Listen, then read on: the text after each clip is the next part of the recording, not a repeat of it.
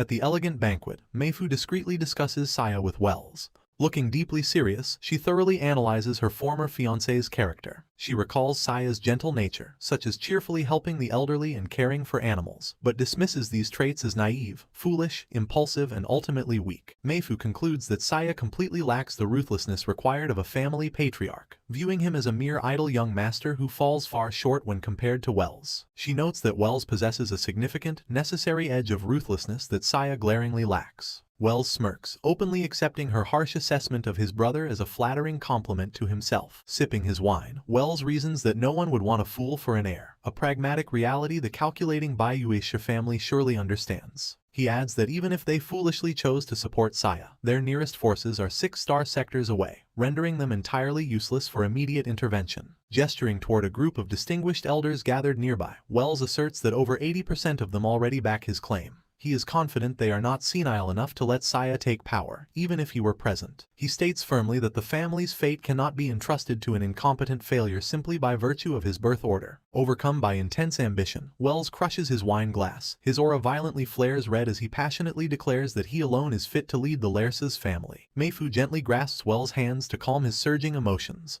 reassuring him that Saya's luck will soon end and promising to handle her former fiancé completely. Wells pulls her close, telling her she no longer needs to waste any effort searching for his brother. With a sinister grin and dark purple energy swirling around him, Wells reveals that their esteemed young master has already delivered himself straight into their hands. Meifu glances toward the entrance, her expression sharpening as she notices the arrival of unexpected guests. Saya and Tangdun make a grand entrance into the banquet hall, drawing the attention of the surrounding nobles, who silently part to let them through. As they walk, Saya appears highly tense and nervous, a stark contrast to Tangdun's calm, imposing presence. Saya's expression hardens, filled with grave apprehension about the inevitable confrontation with his family. Noticing his friend's anxiety, Tangdun cheerfully pats Saya on the shoulder, advising him to relax. He casually reasons that a mere banquet couldn't possibly be more dangerous than the deadly battlefields of outer space. Confidently guaranteeing Saya's survival, he tells him to chill out, as there is nothing to fear. Saya is left momentarily speechless, completely exasperated by his bodyguard's overly relaxed attitude in the midst of such a critical political arena. Watching from a short distance, Pyre smiles warmly, highly amused by the comforting dynamic between her brother and his loyal friend as they march forward. The two men suddenly halt their advance, coming face to face with someone blocking their path. Saya looks up to find Wells and Meifu standing together, presenting a united, condescending front. He tensely acknowledges his brother and his former fiancée.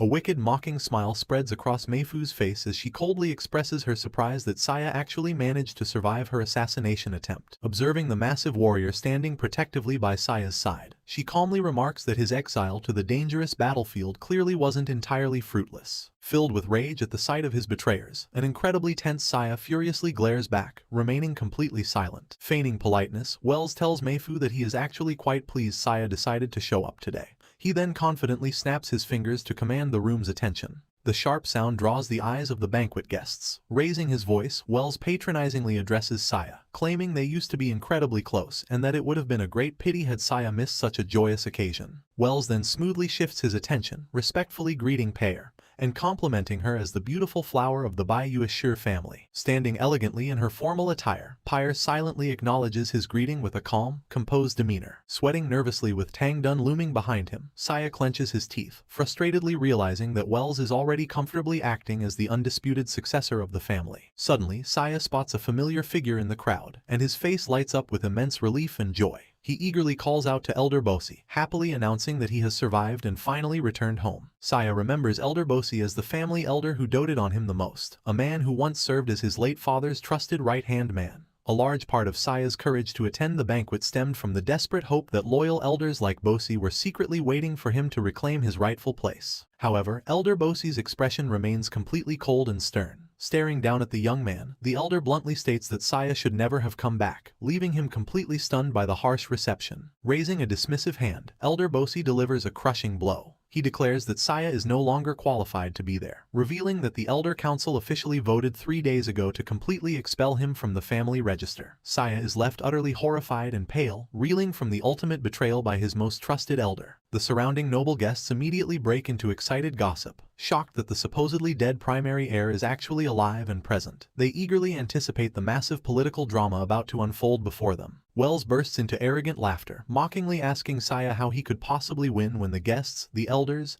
and the council are all already under his control. Adding to the humiliation, Elder Bosi coldly waves his hand, ordering the guards to drag Saya away and lock him up until the banquet concludes so they can dispose of him later. As Pyre tries to step forward, 2 armored guards immediately cross their arms to physically block her path, leaving her visibly shocked. Elder Bosi issues a stern warning to Pyre, stating that despite her high status in the Bayuisha family, she has no right to interfere in the internal affairs of the Larsas. He advises her to remain a silent spectator if she wishes to avoid being thrown out. Seeing Saya completely paralyzed by the betrayal, Tongdun urgently tells his friend to snap out of it, declaring that it is time for him to step in and forcefully carve a path of retreat. However, before Tangdun can act, he is suddenly hit by a powerful, invisible force that lifts his massive frame off the ground in sheer terror. He quickly realizes another expert is present, identifying the attacker's oppressive aura as that of an overwhelming level 13. The attacker is revealed to be Mr. Wu, a blind martial artist in an orange tunic who serves the Laris's family. With just a raised hand, he effortlessly suppresses the level 12 bodyguard. As the guards aggressively grab and restrain him, a struggling Saya curses his luck. He recalls his late father mentioning the immense fortune the family spent annually to retain a level 13 martial expert,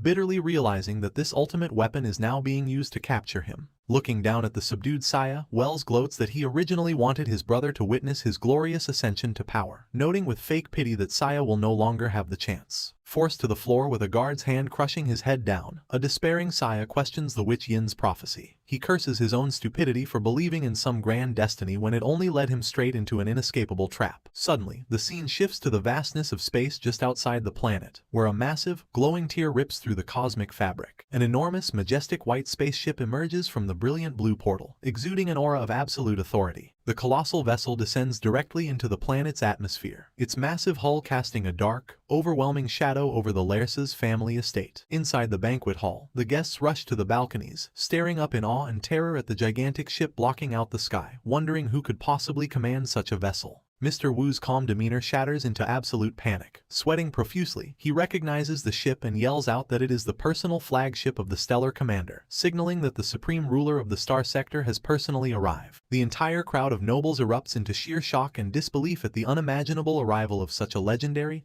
and powerful figure.